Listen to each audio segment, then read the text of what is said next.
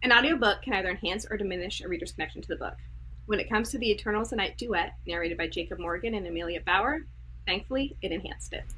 So, welcome back to Cover to Cover. It is a pleasure to have all of our listeners back again. I am Alex, and today I am joined by the narrators of Eternal is the Night. We have Emilia Bauer and Jacob Morgan, also known as Zach. Thank you both so much for joining us today. I appreciate you sitting down and chatting with us. No problem at all. Hi. Happy to be How are here. you? Oh, it's a pleasure. I've been excited about this for a while. The moment Alayna told me she wanted to turn Eternal is the Night into an audiobook, and then she told me who was doing it, I was like, all right, great. I hope we all get to chat. So very excited about this. Now, before we dive into Eternal is the Night, I really just want to get to know a little bit more about the two of you. Anything you want to share with our audience? Zach, we can start with you and just kind of tell us a little bit about yourself. How did you get into voice acting, specifically the audiobook realm? Because I don't imagine that's something you just stumble upon. Well, in my case, it kind of was a stumble. I wanted to be an actor. I studied acting in college in New York, and then, like a lot of young people during the Great Recession, I was living at home working at a restaurant after college. Sounds about right. And I ended up making a short film when I first moved out to LA because Colleen Hoover had seen my headshot because she was friends with my mom, and that is a great connection. Yeah, it was it was a very fortunate. This was 15 years ago, and I think she just didn't know any other actors, so she hired me to make a trailer for one of her books, and I did voiceover on it, and then it's the audiobook stuff. It obviously took years to become a full-fledged thing, but that's how it got started for me. Wow, that's actually crazy. I could not have, in my wildest imagination, somehow connected that back to Colleen Hoover. So that is a fantastic connection, and that's awesome. Well, I'm glad that happened for those of us who are listening to audiobooks. Emilia, what was kind of your start? Yeah, I also am a trained actor. I went to a conservatory, a BFA program. I was actually one of the students who had the least pleasant voice upon entering university. I find that very hard to believe. Yeah, no, we had an entire. I have a fantastic voice professor who has since passed, and I miss him dearly. But I do think that he would be rolling in his grave to find out that I'm recording 10, 12-hour audiobooks because the voice that I entered with is definitely not what I operate with now. So kudos to him. I have to know what it was. What was it? I'm from Michigan. And why do you say, oh, like that? Because I just assume you had a heavy Midwest accent. Yeah, I did. It was very nasal. I was very chirpy and happy and flat and just very Yeah, we don't want happy. upwards. Happy's not good. Just deep emotional. Yeah. So I had to unlearn my dialect and turn it into a tool instead of a baseline for which I was operating upon. But then I also went to New York and went to Los Angeles and trained improv in Chicago and did all of the things. And then ended up having a complete and total life change. Got in contact with some friends. They put me in contact with Dreamscape Media, which was operating out of Ohio at the time. And I met some incredible professionals, Pete Cross and Eric Black, Michael Jones, David Bendina. I worked with all of them through Dreamscape, and they fundamentally changed the way that I operate and live and pay my bills. So I'm super grateful to those fellas.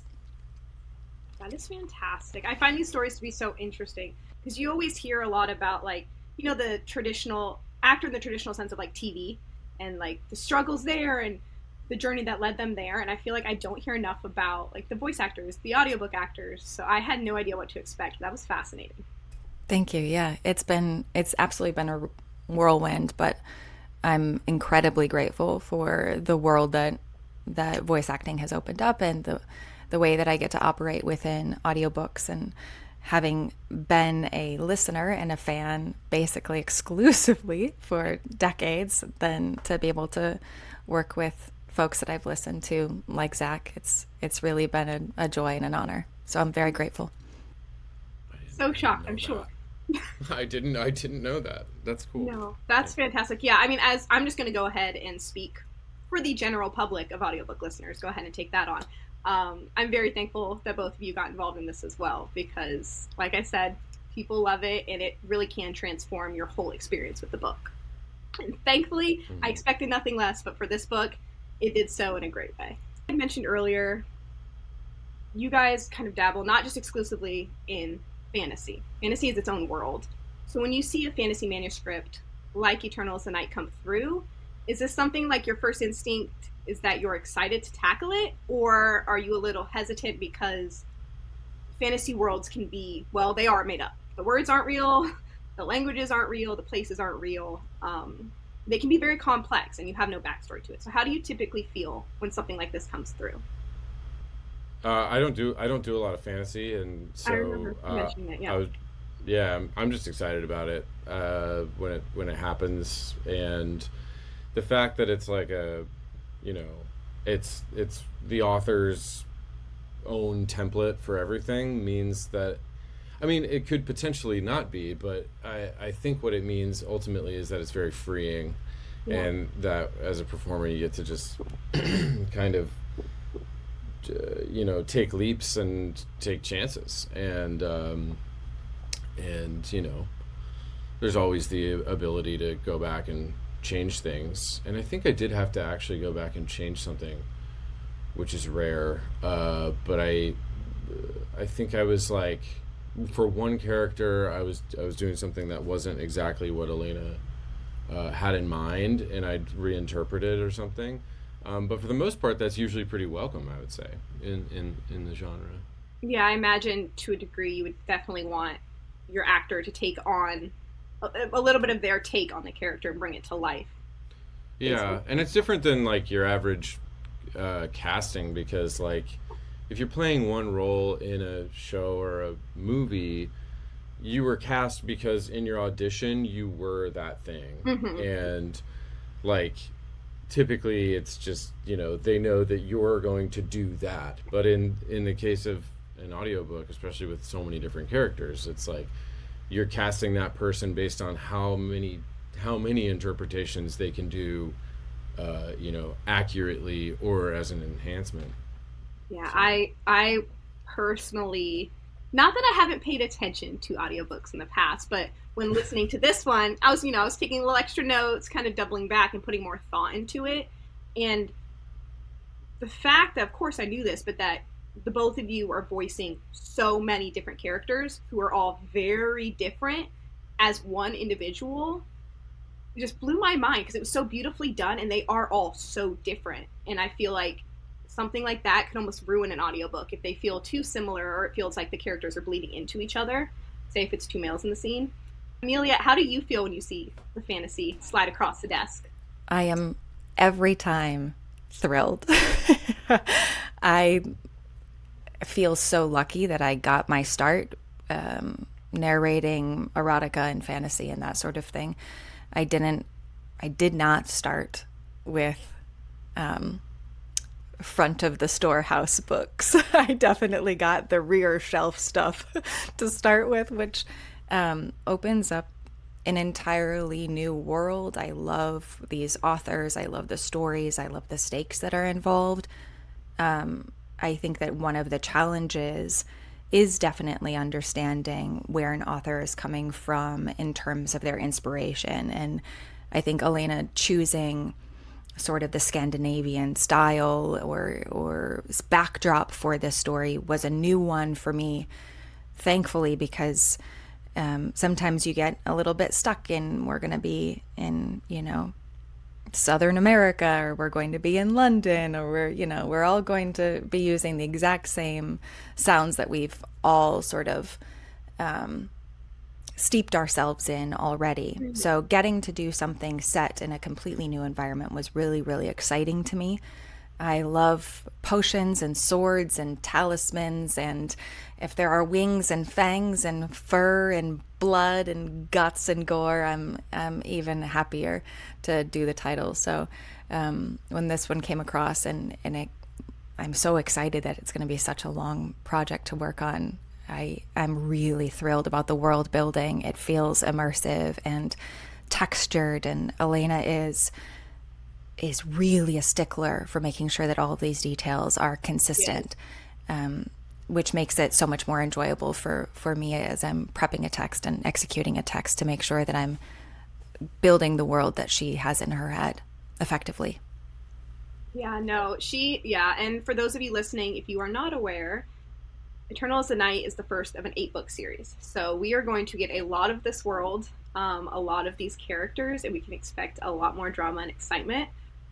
When you were talking about, like, if it has the fantasy aspects, the blood, the gore, the magic, speaking my language, I read almost exclusively fantasy or romantasy. My co-host for our page, she dabbles a bit more, but this is my lane typically. No, that was fascinating. So is there something, like you said, each story you read, each character, each author's vision typically has a different inspiration, whether that be locale or historical text they're pulling from? Is there anything specific, both of you, Amelia, we can just start with you, that you had to do to prepare for EINT specifically, or EITN specifically, or just fantasy genres in general? Is there anything you did to prepare for this? Yeah, this is so strange. I love Nordic noir. I love the films. I love reading some of these texts that are a little bit darker in tone. So I went back through and YouTubed all of the TV shows that I had been watching years and years ago when I had more free time than what I do now, and sort of watched the landscapes and clocked some of the characters and some of the sort of archetypes that you find within different cultures. Tried to pull some of those forward, and then Alayna sent through an incredible document for us to prepare from, with dialects and character breakdowns, and one of the longest pronunciation sheets that I've gotten to date. And so then making sure that you're referencing that as early as possible, because when I prep a text, if I read it wrong in my head, it is coming out of my mouth incorrectly every single time. And that's a nightmare for pickups in post. So yeah, just referencing material that I love as a viewer and as a listener, and then making sure that I'm following directions well. Yeah, no, the pronunciation I feel like is huge, because even in this book, which I've read the book multiple times, I've now listened to the audio multiple times, the way things are pronounced are almost never the way I pronounce them in my head. So how I'm reading this in my head, almost 100% wrong 100% of the time. So I learned a lot of new ones. So that's, one of my favorite part of audiobooks. As we have this conversation, I'm remembering all the things I messed up while doing the book. But but to the point of that Emilia made about Alayna's, the prep she gave us, there was there's the language and how to say a lot of the words she'd invented herself, but also something she did, which I love when authors do this, is she sort of cast some of the characters as like real actors. And I'm not going to say who, because I don't want to be I don't want to feel the wrath of Hollywood.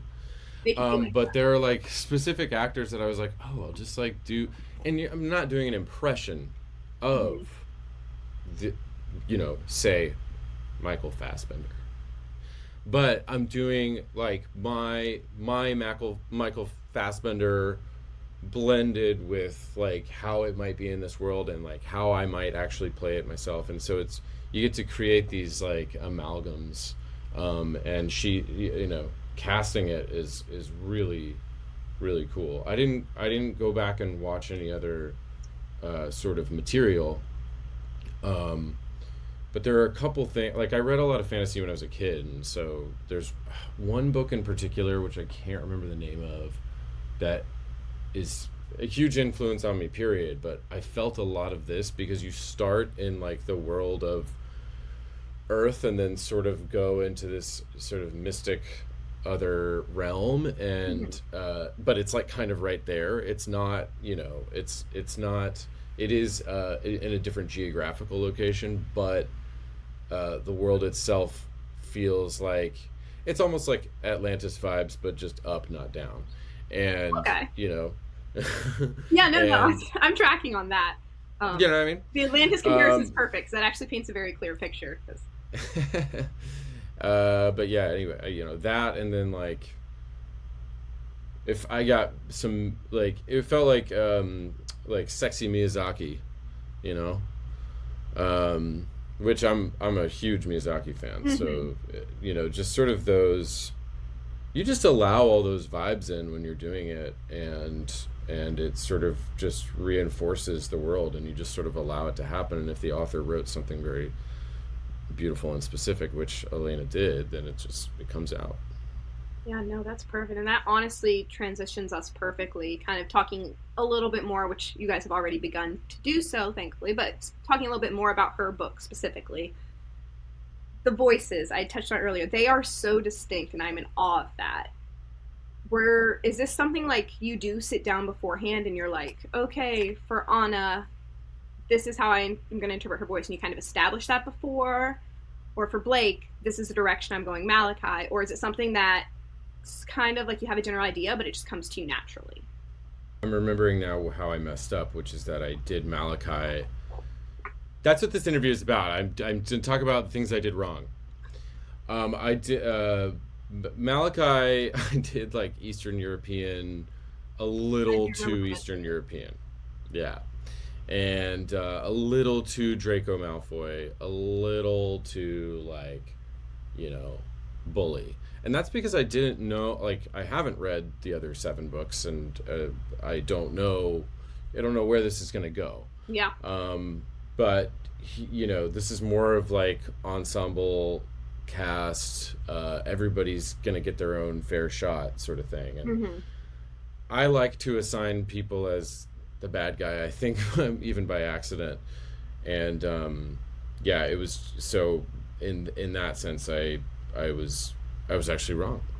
But usually that's because I'm just sort of like, you take the basic structure of what you know the character to be, and then you just go for it. So that's what I did.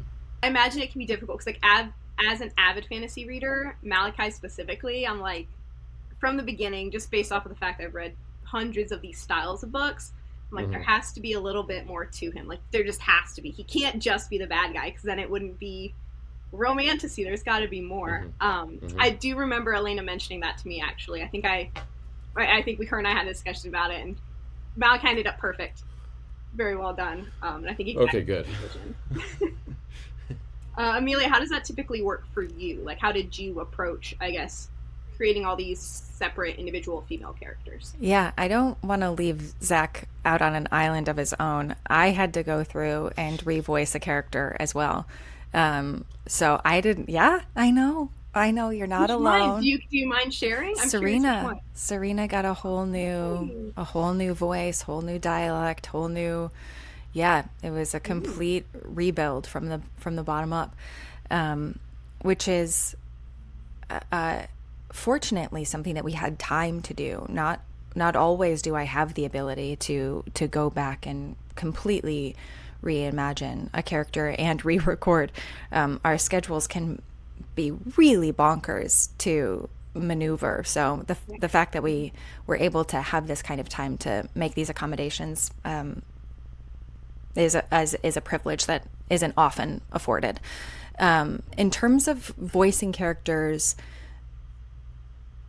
Alayna, like I said, Alayna gave this incredible document, and Zach alluded to the fact that she cast people for us, which is I a love that. is a joy, because that's often how I am voicing characters. I'm reading through and trying to figure out who they remind me of, and can I find a placement or an energy that I can take from this other person and lay upon a character to make sure that they feel organic and full and like a real human being is my goal. Imagine that, trying to be a real human in a book. So yeah, I was very, very grateful that Alayna went to all the trouble to give us such clarity and such great examples, because that's basically what I try and do most of the time. And then my YouTube history is that of the NSA's nightmares, because I am constantly looking for some random person on the internet to talk to me over and over and over I again. need to hear your voice. I Repeat it. just again and again and again, please say that sentence for me. They're still gonna get you though. They are. Just so I you know. They, between my YouTube history and then my Google history, trying to figure out what authors are talking about, sometimes it gets a little bit dark. And then also just being an anxious person, you know, the number of times that you Google "is this cancer," is, Yeah, I feel that. you know. I feel that. My search. I agree. My search is slightly questionable. You're Yeah. like, what is going on in this individual's mind? But that's Yeah. fine. It's my business and the FBI's. Yes, yes, the FBI and the NSA are going to come for me eventually, but we are friends now, so it's all going to be okay. Perfect. That's funny. My anxiety makes me avoid looking stuff like that up. I don't want to know. I'm jealous. Different handles on our anxiety, I see. Yeah, I mean regarding the being morbidly ill. Oh, I wish that mine functioned that way. I wish I could see no evil on that one, but I got to know everything.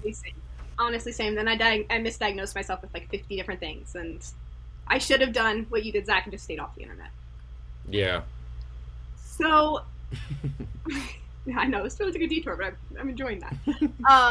Okay, so we do have made-up languages. So we have these made-up characters in this made-up world, and we have these made-up languages. Is that something that you're like, I know you mentioned Alayna made a fantastic enunciation guide with you. Does that throw you guys for a loop the way I imagine it would throw me for a loop? Because as a reader, full disclosure, your girl skips the words because I scan them. Alayna, don't kill me. But like I scan. Alex, you're not learning the language? Unfortunately, I am not speaking fluently. Do you even care? At the time, unfortunately, I'm not fluent yet. But I scan these words because I'm like, and then da-da-da-da, okay, keep going. Because I know I'm wrong anyway, and the audiobook will tell me. But how do you guys typically feel about these made-up languages? Is this something like you have to rehearse, or you're just saying over and over again, or you kind of get a good handle on? What are your personal Honestly, it was easier than doing French. Yes, You know, yes. and I studied French, and it's easier than that. So much easier than because- French. Is it the fact that it's not real? That it's like, so really the only person in theory who could correct you would be Alayna.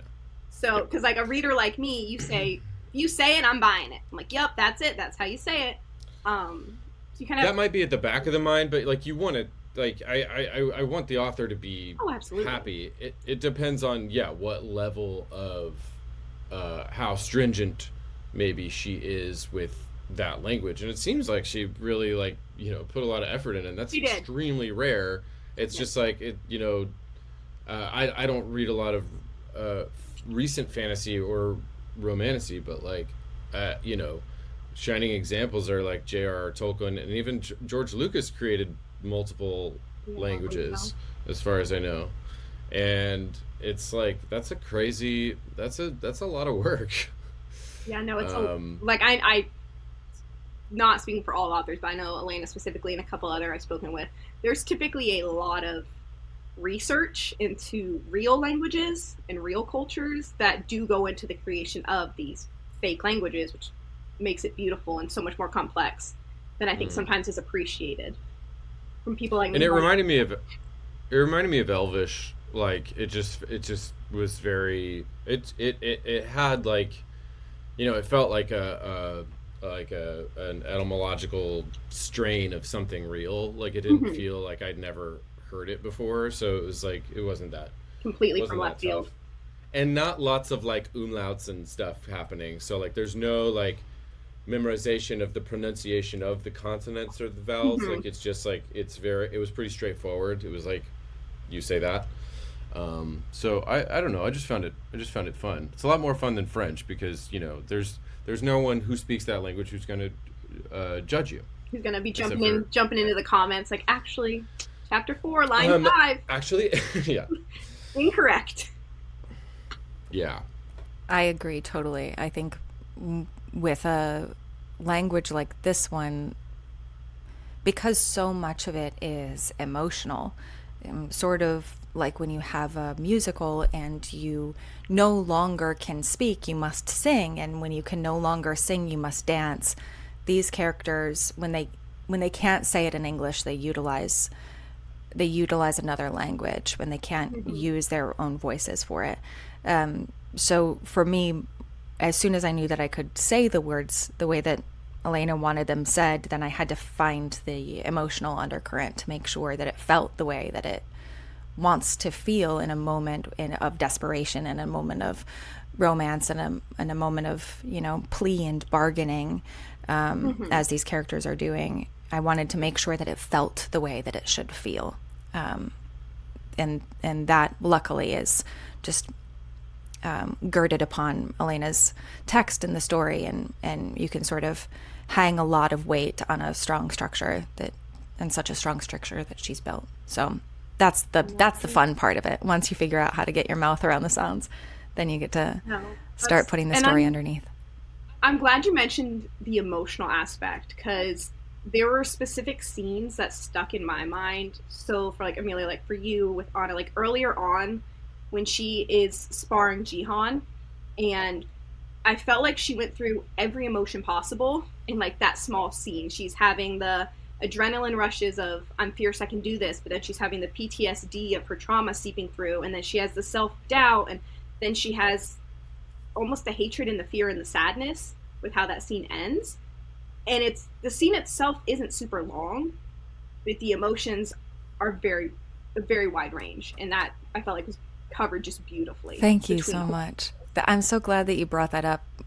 Any of the sword fighting scenes, I love doing sword fighting scenes. They're some of my favorite to narrate. I trained in stage combat, so I'm familiar with what a sword feels like and what a broadsword feels like, and I understand a rapier and a dagger and quarterstaffs, and so the experience of being able to narrate some of these sequences and understanding that Alayna did a really great job of understanding how weapons would move through air and how bodies have to adjust. He did a lot of research. Yeah, it's genuinely incredible. It's a joy to narrate these action-packed sequences. I'm so glad that you brought this one up.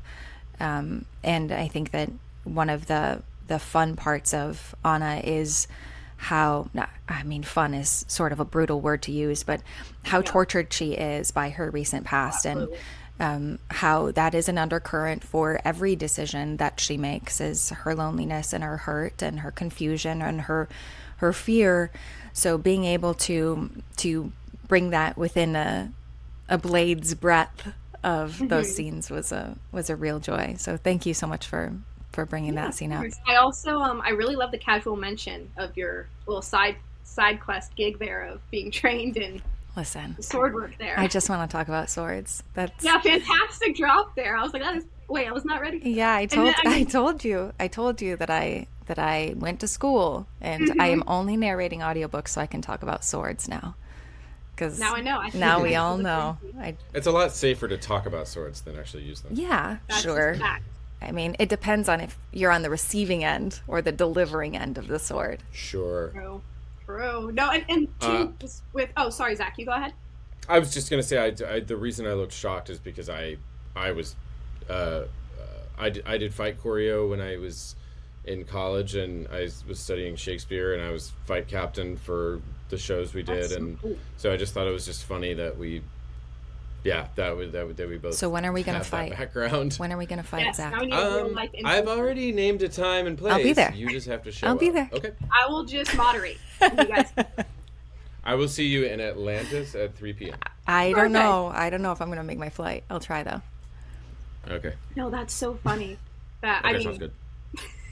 No, and then too, like with Blake's character, a moment too where I was just again shocked by the ability for, like, it's one scene, in this case one character, but the tone to shift so drastically. Like, what was it? I believe it was like chapter like 24, where they're being playful, Anna and Blake, they're being playful, joking around, and then he immediately transitions to almost like a dark sad of like, once you find out more about me, you're not going to want anything to do with me. And it was like just the transition from the playfulness to the dark reality, flawlessly executed, because I felt it where it was like as if I was there, like part of this banter, and then suddenly it's like, all right, never mind, I'm out of my bubble. Is that when they're sort of like they're traveling together?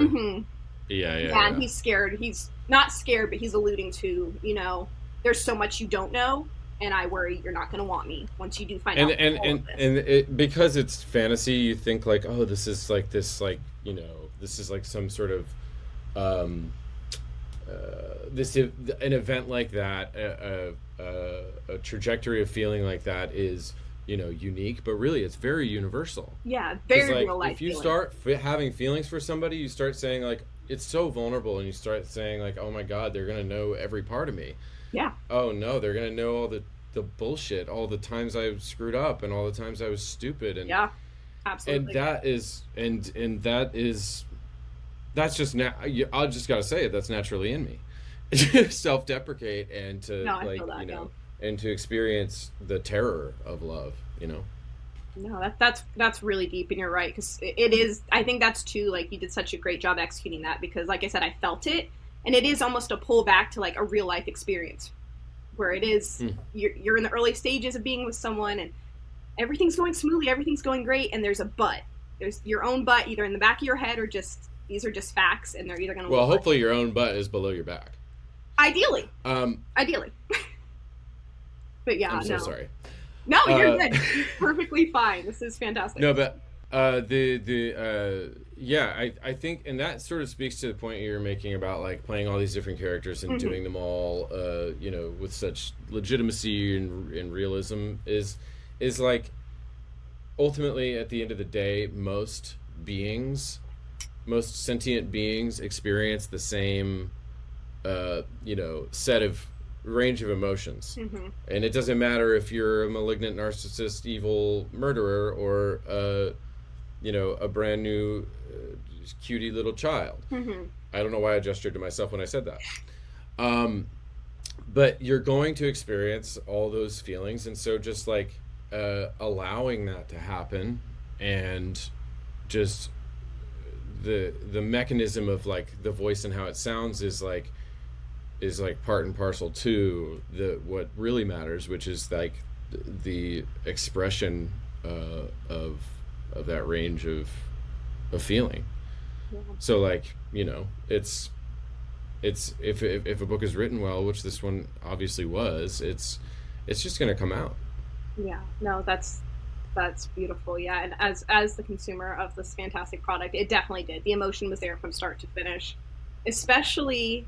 This is what I can't wrap my mind around, having no background in your guys' skill set. The tension between RFMC and MMC's, little apostrophe, a little S kind of thrown in there by me and my guesses of where the story is going. The tension is there. You can feel it from the beginning. And I know Alayna wrote a beautiful piece, and you guys brought this piece to life. But how are you able to make this happen when you're not in the same place? You're not recording. It's not like you're on a set with a camera in front of you and you guys are just like feeding off of it. You guys are in totally separate, unless I'm wrong, but this is my understanding. You're in separate places at separate times getting this done. Yeah, I don't know where she I don't know where you are. I've been looking. Are you in LA now? Oh. No, I'm still in the Midwest. You don't want to reveal your location. I'm still in the Midwest. Okay. She's a Midwestern girly. Yeah, I've been in LA for a long time. That's not what you asked though, Alex. But we I mean, I don't know why, but it just keeps happening, and I don't, not that this book isn't special and amazing, but like I've done a lot of duets, and people just tend to assume that you're in contact and you have like very steady, or like either that you're in the same room or that you're, you know, communicating over Zoom or something. Yeah. And a lot of time that is just not the case. And I think it's just like I think audio is just different, because obviously you can't shoot a movie with people in different rooms. Mm-hmm. You know, although I will say, I don't know, what was I watching? I was watching some weird movie from 2000 last night that was like, it was like Danny DeVito and Bette Midler and Casey Affleck, and somebody was having a phone conversation with somebody else, and you could tell that they recorded these. Totally it was separate. like there was like a, you could tell that they weren't. Oh, I mean, I could tell, I guess, that you could. That they had recorded them, that they'd shot these scenes separately, that nobody was really communicating about it because the tone was like way different. But I think in audio, and when, like, you know, the pretense is set that like this is what this is, and there's like no ego involved, then it's going to fit. The puzzle's supposed to fit, so you just have to allow it to do so. So I don't know, I think that's what happens here, and it's what's happened a lot of times with duet is, you know, not only am I imagining the other person, but it's just like, you know, I know if they're committed and I'm committed, then it's gonna, you know, it's gonna crest in the middle. No click. Well, it most definitely did, because it could have fooled me that y'all were sitting in the same booth just across from each other, making this happen. Yeah, that would be a joy to do that, but I think our schedules are so complicated. Yeah, I think that for me personally, the way that this one organized itself, Zach was ahead of me in the timeline, so as he was uploading, I was able to like sneak in. I know, sneaky peeky. I was able to sneak in and listen to where he was going with scenes. And as I said previously, I am an audiobook listener. I have my favorite narrators, and the fact that I got to have one of my favorite narrators like whispering to me in my booth while I was trying to narrate a scene was some next level cool shit. I must say. No complaints. So there was zero issue building some of these more romantic, more energetic, tense scenes, because I got to pop in and listen to where Zach was going with it. And yeah, I mean, doing a morning walk and having just the MMC's lines in your ears, it sort of writes itself. You get to where you got to go, just simply because you've got a great partner on the other end. So it's a breeze. It was beautifully executed. I was so excited because I feel like Alayna sent me, before she released it to some of the larger team, I got to listen to it. I was like, oh, this is good. We started strong. I was very excited. So was there a scene that you found to be the most challenging to record? And why was it difficult? Whether it be the situation, what was going on, the character. First of all, I just want to say that the last things Emilia said made me feel very bashful, and I just want to say thank you. That was so sweet. Oh, don't be bashful. It's just true. You know what you do. You're good at your job. You do a good job. Yeah, people are fans.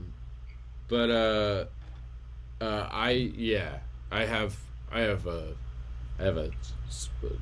a huge answer for this, which is there's a play within the play. This is mine. Play within the mousetrap. Okay. I agree 100%. Ooh, that was tough. I fucked it up. I knew I fucked it up, so I had to go back and do a lot of it. And I don't remember how I fucked up. I think I kept so the characters in the book are playing characters in a play that's like a historical that's attributed to the world. Mm-hmm. And it's like, and like there's characters in the books that are playing if I'm not mistaken, I think they were playing multiple characters. No, they're not. But it's like, it's basically like, you're watching. It's as if in this world I'm watching my friends play Tristan and Isolde. It's like Isolde. Oh my God, that just reminded me that I mispronounced that name in another book. It's just, because then it's like they're them, but then they're them, and let alone the fact that I'm already all of them. Yeah, so you that are all was of them with it. Yeah, I am at, yeah.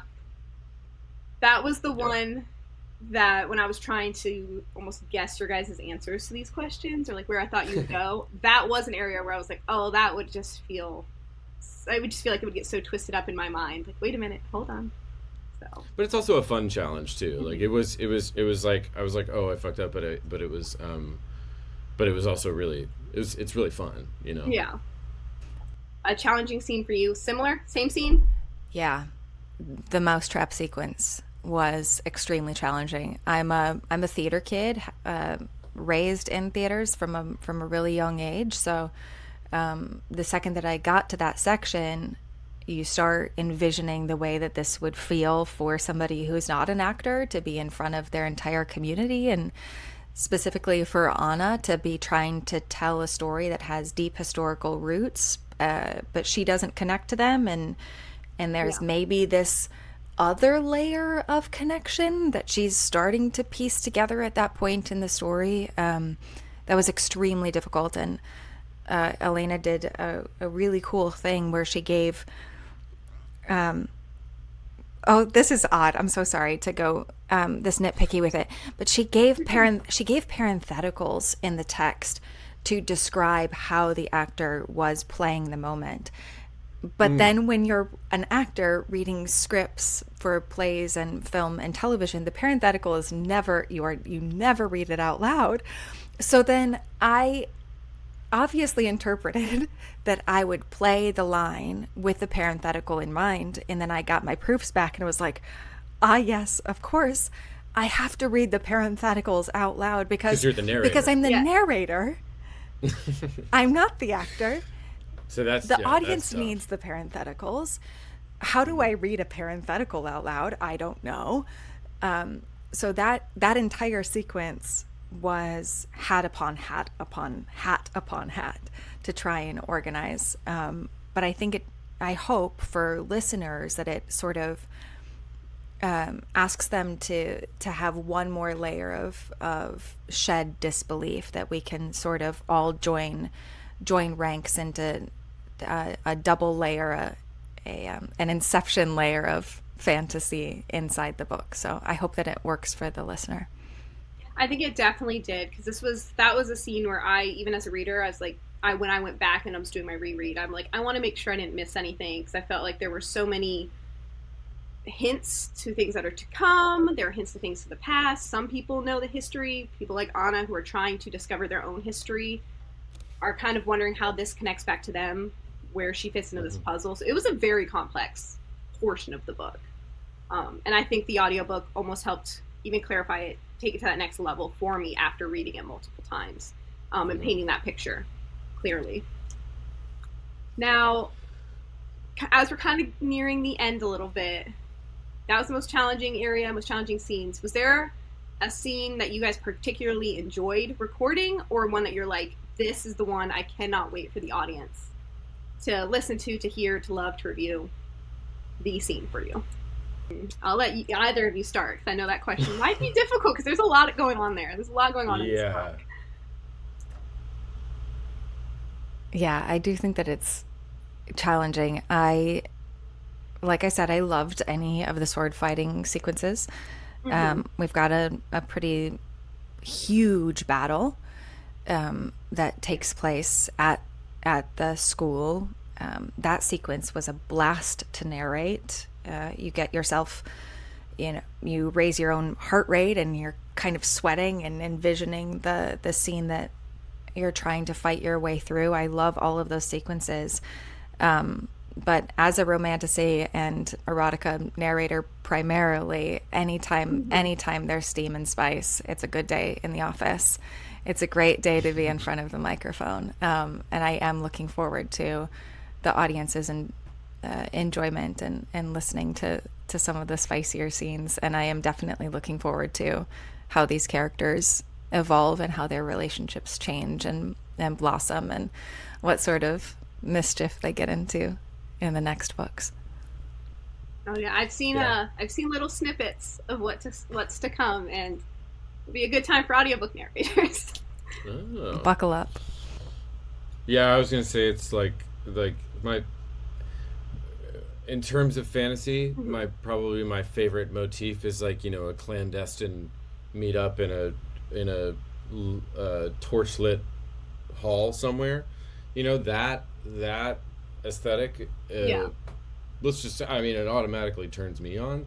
So it's like that's happening to her a lot, and so like getting to be all those different clandestine sensual meetups is like, I don't know, even if it turns sour, even if like somebody's, you know, casting a spell on her, it's like it's that's sort of like the meat and potatoes of this book for me, is like feeling like I'm playing this like a fantasy video game, and having these like little confrontations and having to like sort of figure out the puzzle of what happens next. Yeah. So and getting to, you know, have both negative and positive interactions with Anna in that. It was, I don't know, that was really fun for me. Yeah, no, it was definitely... It's a very gratifying thing to read. Like, it's just like, I don't know. It just feels, there's something about fantasy period that feels like I'm like, you know, you're having like a nice bowl of soup. Yes. Yeah, no. It's so satisfying. I oddly enough, the soup analogy is quite accurate when you get these texts and you get to read them before anybody, and you get to have this really immersive experience with the text. And being a fan of soup, it is a good bowl of soup. It's really good. Well, that's going to have to be one I'm going to have to put in the back pocket now. I'll just casually throw a good bowl of soup out there when it fits. No, that's, I know as a listener, and it's not one of the big scenes, so to speak, like the final battle or when they finally cross that level into intimacy, but I am personally and was obsessed with the audio version of just the very beginning when they have the blindfolds and they're doing one of the challenges and Blake comes out, and it's just the tension without the full-blown sexual aspect. It's just kind of that build-up, and there's the undertones, the current. Alayna wrote beautifully all of the, you know, the way he makes her feel, the smells, the electric, the touch. She wrote that beautifully. So that was one of my favorite, oddly enough, one of my favorite scenes to listen to. Yeah, the blindfold sequence was great. Yeah, I thought that was very well done on y'all's end and on hers as well. Thank you so much. That's sweet. Yeah, of course. We have a little bit of time before we kind of wrap it up. Favorite character. I am curious, and if your favorite character from what you've read lines up with your favorite character to voice. Give you a second for that one, because that's probably my last question where I'm very curious to know if you have one. I'll jump in. Yeah, From basically the jump, I love Isabel. I think that she is the cutest, sweetest, peppiest go-getter, and I really feel like she's going to be a silent assassin. I'm hoping that she gets some claws here as we progress. I love voicing her. She's a real joy, and I'm really looking forward to Malachi. I think that's the character that I'm the most excited about. Obviously, Anna. I'm not going to leave Anna alone. No. She's the axle that we all get to experience this world upon. She's complicated and deep and trusting and intelligent and scary in her own way. I love Anna. One of my favorite parts of being an audiobook narrator is the opportunity to grow through my through the characters that I get to voice. And she helped me learn so much, and I'm looking forward to everything that Anna teaches me over the course of this series. So obviously Anna is my ride or die, but then Isabel and Malachi. I'm really looking forward to Malachi. I feel like it's almost a universal feeling, because right now he's our bad guy, who we find out wasn't really the bad guy, but he's still not the guy everybody likes. He's got the bad boy edge going, and you can't help but be curious as to what part of his story we don't know and where it's going. So I agree with all of that, and I did absolutely adore Isabel.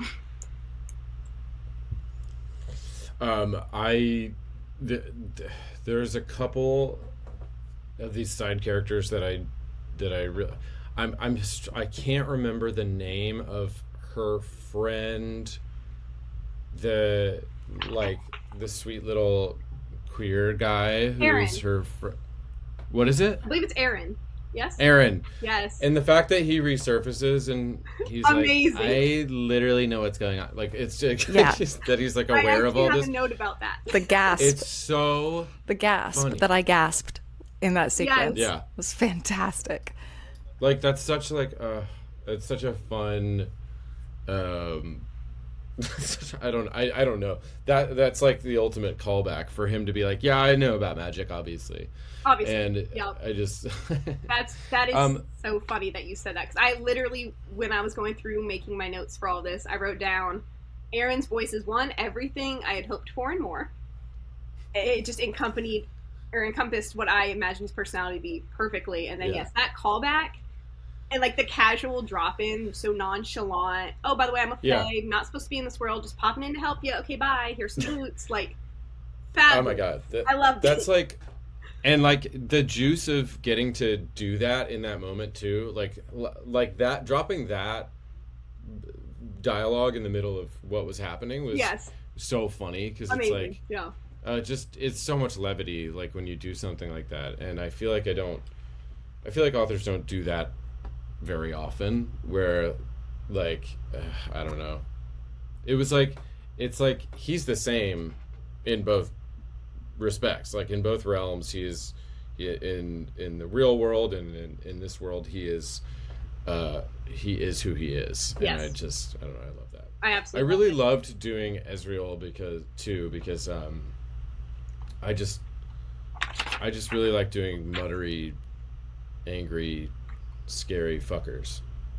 And that's the perfect way to put it, because another thing I made a note on was him, and it's like, is he my favorite character? No.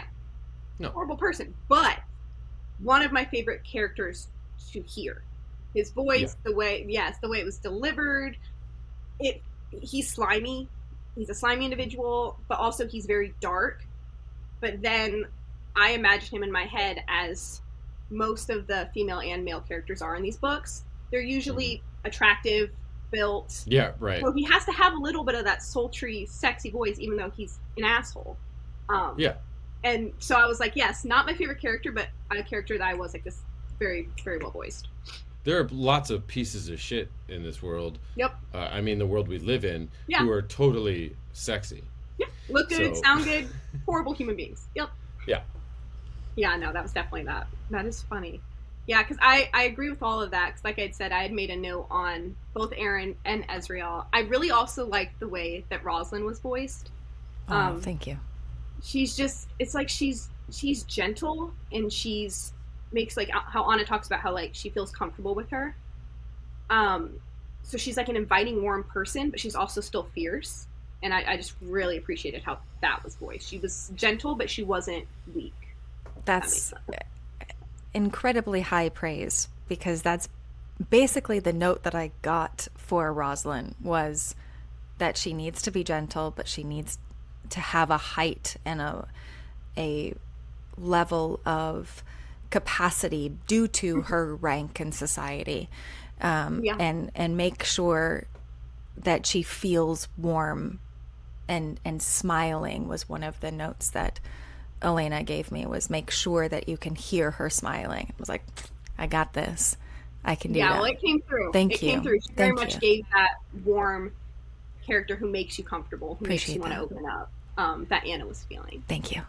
Awesome. I love how many of those just kind of crossed over. Yeah, that was beautiful. Well, thank you guys for sitting down with me. I went into this conversation with minimal knowledge as far as voice acting goes and really everything that goes into these audiobooks. I was just, appreciating the final product, but it's very complex in ways that even I didn't even cross my mind. And now I feel like I can appreciate audiobooks so much more, knowing everything you guys have put into it. And like I said, I was an early listener and lover of Eternal is the Night, and I had nothing to worry about.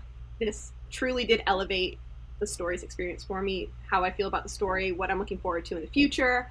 So thank you guys for that. And if there's anything you guys want to share, anything you guys have upcoming you'd like to kind of plug or anything like that, please feel free to do so. But yeah, just thank you from my end.